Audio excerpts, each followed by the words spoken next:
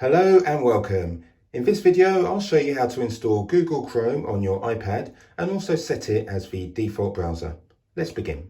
First off, go to the App Store and type in Chrome and enter.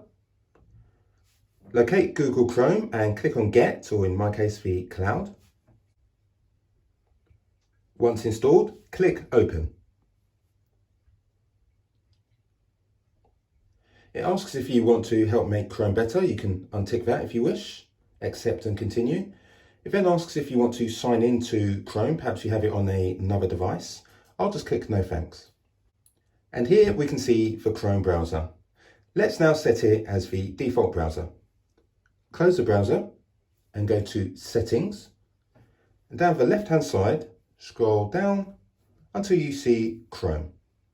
Click Chrome. Then you'll see an option here where it says default browser app is currently Safari. Change that to Chrome, and now Chrome will be your default app.